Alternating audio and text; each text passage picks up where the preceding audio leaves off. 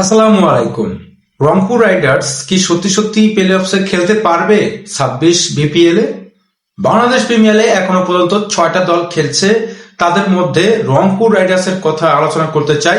Rangpur Riders তারা যেভাবে perform করছে গত কয়েকটা ম্যাচ হেরে এবং পরপর তারা দুই তিনটা ম্যাচ হেরে, তাদের অবস্থা খুবই কিন্তু অনুকরণীয়, খুবই অনুশোচনীয় তাদের অবস্থা।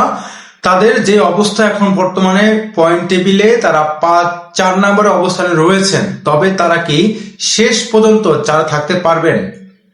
পয়েন্ট টেবিলটা আমি দেখাচ্ছি, আপনারা পয়েন্ট টেবিলে খেয়াল করে দেখবেন যে পয়েন্ট টেবিলে এখনো পর্যন্ত তারা 8টা ম্যাচ খেলেছে। তাদের 8টা ম্যাচের মধ্যে 4টা ম্যাচ জয়লাভ করেছে এবং তাদের 4 নাম্বার পজিশন, 4টা ম্যাচ শেষে তারা 4টা ম্যাচে জয়লাভ করেছে।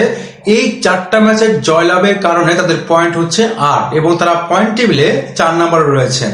অন্যদিকে তাদের পরে অবস্থান করছে ঢাকা এবং নোয়াখালী এক্সপ্রেস। এখন যে তাদের দুইটা বাকি ম্যাচ রয়েছে, ঢাকা এবং মিরপুর স্টেডিয়ামে সেই খেলাটি অনুষ্ঠিত হবে। আগামীকালকে একটা ম্যাচ রয়েছে। এই দুইটা ম্যাচের মধ্যে তাদের কনফার্ম দুইটা ম্যাচ জিততে হবে।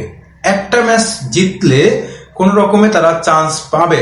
যদি তারা দুইটা ম্যাচে হেরে যায় তাদের অবস্থা হবে 8 পয়েন্ট এবং তারা কিন্তু তাহলে নোয়াখালী এক্সপ্রেস তারা কিন্তু তাদের পরবর্তী দুইটা ম্যাচ জেতার কারণে তারা কিন্তু 8 পয়েন্ট নিয়ে তাদের সমান হয়ে যাবে। অন্যদিকে ঢাকা ক্যাপিটালস তারাও দুইটা ম্যাচ বাকি রয়েছে, তারাও যদি দুইটা ম্যাচ হেরে যায় তাদের অবস্থা কিন্তু বিদায় হয়ে যাবে।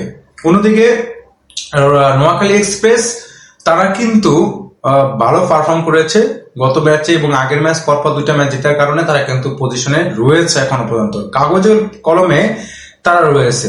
টপ 3টা দল কিন্তু কনফার্ম। 1 নম্বরে চট্টগ্রাম, 2 নম্বরে রাজশাহী, 3 নম্বরে হচ্ছে আপনার সিলেট।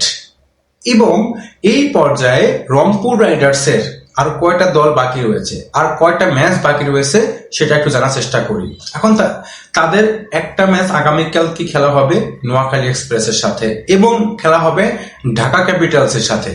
দুইটা ম্যাচই নোয়াখালীর জন্য খুবই গুরুত্বপূর্ণ। পয়েন্ট টেবিলের এই বিচারে তাদের কিন্তু অবস্থাটা খুবই আশঙ্কাজনক। তারা কিন্তু এই দুইটা ম্যাচ তাদেরকে জয় ছাড়া কোনো বিকল্প নেই।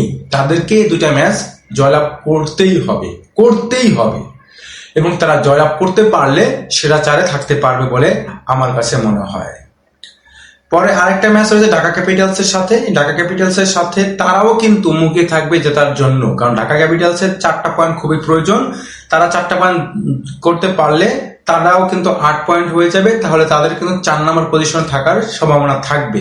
নোয়াখালী প্রত্যেকটা দলেরই কিন্তু এখন চান্সটা রয়েছে 4 নম্বর পজিশনে থাকার জন্য। এই 4 নম্বর পজিশনে যারা লড়াই করবে তারা হচ্ছে ঢাকা ক্যাপিটালস, নোয়াখালী এক্সপ্রেস এবং রংপুর রাইডার্স। আর 3টা যে দল আছে এই 3টে দল কিন্তু খুবই স্বস্তিতে রয়েছে এখন, সেটা কিন্তু বলে দেওয়া যাচ্ছে। আপনাদের বিপিএল এর কোন দল সাপোর্ট করছেন এবং আপনাদের মতামত কি? রংপুর রাইডার্স কি প্লে অফ খেলতে পারবে নাকি পারবে না? কমেন্টসে জানিয়ে দিন আপনার মতামত। ফেসবুক এবং ইউটিউবে আপনারা কানেক্ট হয়ে যাবেন আশা করি। ধন্যবাদ সবাইকে।